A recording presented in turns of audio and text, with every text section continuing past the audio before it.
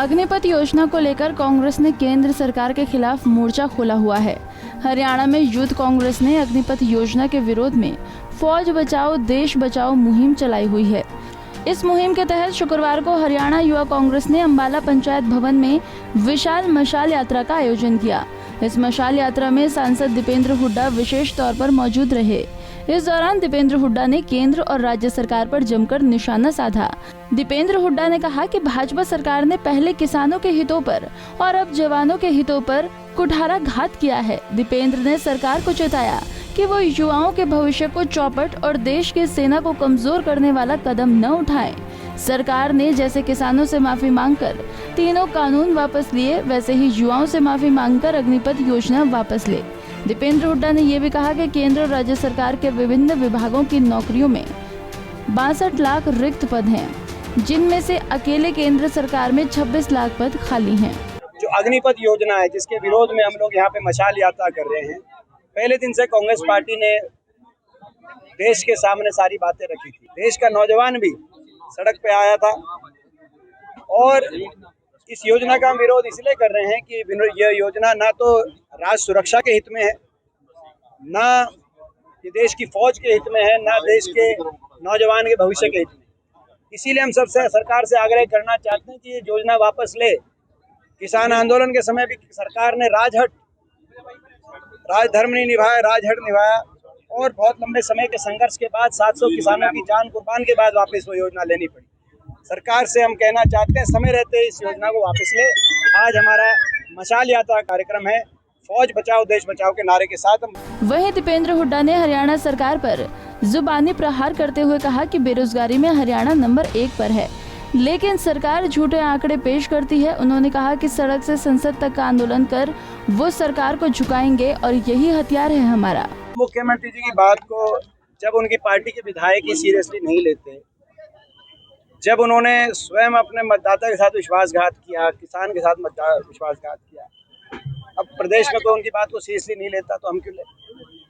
Sir, बेरोजगारी के मामले को लेकर भी क्या मुख्यमंत्री जी कह रहे हैं कि कांग्रेस झूठे आंकड़े दिखाकर जो है झूठे आंकड़े वही आंकड़े हैं। सीएमआई के आंकड़ों के अनुसार देश में बेरोजगारी में हरियाणा नंबर 1 है। श्रीनिवास जी, मैं आपको भी बताना चाहता हूँ, बड़े हमें दुख है इस बात का।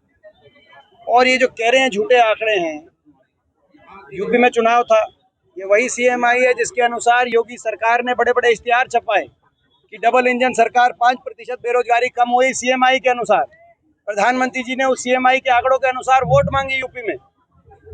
वो जमुना पार तो आंकड़े सही हैं और जमुना के इस पार वो आंकड़े गलत है। नहीं, आज हरियाणा में जिस प्रकार से बेरोजगारी की गर्त में हरियाणा के नौजवान के भविष्य को धकेल दिया इस सरकार ने, आज उसको लेकर मन में बहुत पीड़ा है। केवल एक सीएमआई नहीं, नीति आयोग, मोदी सरकार की नीति आयोग के अनुसार भी हरियाणा में देश में सबसे ज्यादा बेरोजगारी है। वहीं युवा कांग्रेस के राष्ट्रीय अध्यक्ष श्रीनिवास बीवी ने कहा कि भाजपा सरकार आने के बाद हरियाणा को क्राइम में नंबर 1 बना दिया और सबसे ज्यादा हरियाणा का युवा परेशान है। उन्होंने कहा कि जब तक सरकार ये वापस नहीं लेता तब तक कांग्रेस आंदोलन जारी रखेगी। खिलाफ आवाज उठाने का काम किया है। आज जो 4 भर्ती केंद्र है वहाँ स्टार्ट आज अंबाला से हुआ है। ये आगे पूरा हरियाणा किस तरीके के इन लोग ने नंबर 1 बना दिया है। अनएम्प्लॉयमेंट को नंबर 1 बना दिया, क्राइम को नंबर 1 बना दिया, हर चीज में नंबर 1 हरियाणा को किस लेवल पे हरियाणा को नीचे दिखाने का काम। और ये सरकार आने के बाद सबसे ज्यादा कोई परेशान है, हरियाणा का युवा परेशान है, हरियाणा का किसान परेशान है। ऐसे कोई किसी को भी नहीं छोड़ा है।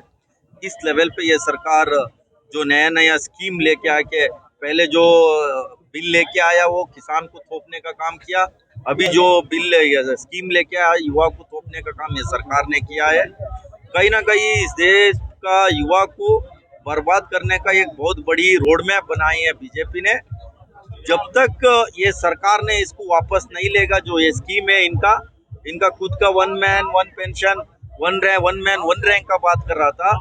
अभी जो ये स्कीम में कोई रैंक नहीं है, ना पेंशन है, देश का युवा को टेंशन देने के अलावा कुछ नहीं है स्कीम में।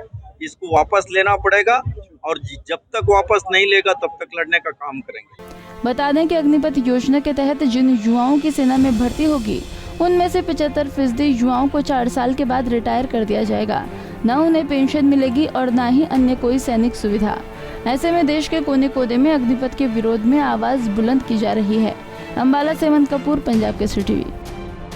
हमसे जुड़े रहने के लिए हमारे YouTube चैनल को सब्सक्राइब करें और नई वीडियो की नोटिफिकेशन के लिए बेल आइकॉन को दबाएं। अगर आप ये वीडियो Facebook पर देख रहे हैं तो लाइक जरूर करें और ज्यादा से ज्यादा शेयर करें। धन्यवाद।